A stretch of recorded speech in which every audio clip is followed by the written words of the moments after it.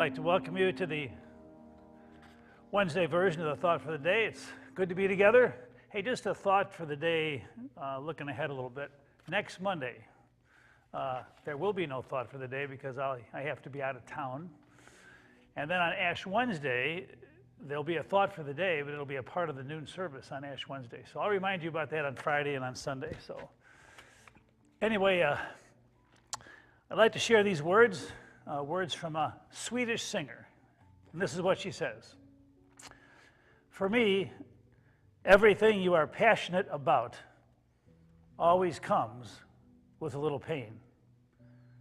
That's how life is, and that's how I want to live it. I don't want to be ordinary. Thinking about passion, you have your passions and I have mine, and when we're passionate about something or someone, it often does come with a little bit of pain. But then she says, I don't want to be ordinary. And I was thinking about that because in many ways, I want to be ordinary. In fact, I am ordinary. Each one of us, I guess, is ordinary in our own way. But I don't want my passion for what I believe in to be ordinary. And when you're really passionate, it can hurt and cause some pain. And one of the things that I'm more and more passionate about now than ever is that hope for peace. I just got done taking down the nativity scene in front of the church. It's been frozen in the ground since Christmas. And as I took down the nativity scene, I thought about what that nativity scene stands for. The child in the manger, the peace that Jesus stands for. And I was thinking about the world situation, of course, Russia, Ukraine, and I get scared because I want the world to be at peace. I think peace is one of the most important dreams and one of the most important things that we can hope for. I was talking to Ruth in Heartland this morning, and they have a couple new little kids that have just come there, and of course, Heartland is a place of peace, and we were talking about how much it hurts to think that there might be war between Russia and the Ukraine, wherever there's war. And like Ruth said, Don, all I can do is look at these fragile kids that are under my care and make sure that their world is at peace and that we can bring peace into their lives. And I guess that's all we can do too. We have our family, we have our church, we have our work, we have the places where we live every day. And I guess the only thing we can do is to take that peace that God gives us inside our heart and soul and try to share that peace with the people around us. And I guess we can't control everything else. But if we can be a beacon of peace to at least one other person, then maybe we're just doing the very best that we can.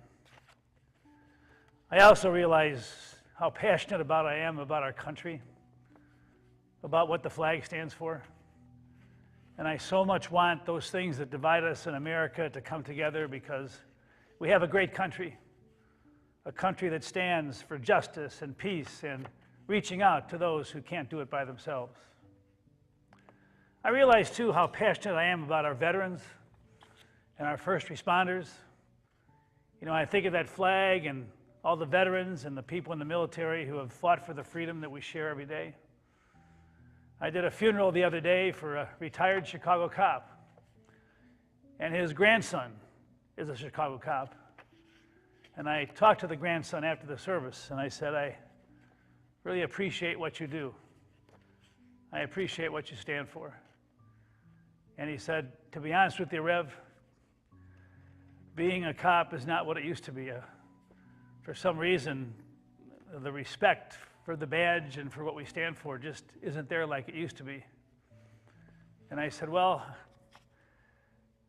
I know that's true, but I want you to know that there's a whole bunch of people out there, whether it's myself or my family or our church, that really appreciate the sacrifice you make so that our little corner of the kingdom can be a bit safer.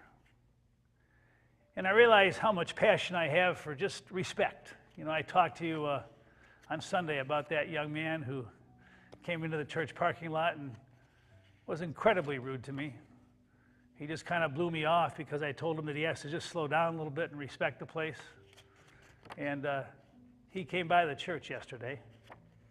And he came by and walked in the door and he said, are you the one that I was disrespectful to the other day? And I said, yeah, that's me. I'm the minister here. And he just apologized from the depth of his heart. And it was ironic because he looked different. You know, when he was disrespectful and turned the other way, he had that look about his face. But when he walked in here and apologized, I could see the smile and I could see the radiance, and that just willingness to say, I'm sorry, just brought a good feeling inside my heart and soul. Yes, I realize that we're going through some tough times, and that dream of peace, who knows? Maybe it'll never come true. And sure, when you're passionate about whether it's peace or respect, the flag, our country, or somebody, it comes with some pain because what we're passionate about doesn't always work out. But our passion is not ordinary. It doesn't have to be. And yet it's in the ordinary moments of life. It's in ordinary people like you and me and Ruth at Heartland and this retired cop and his son.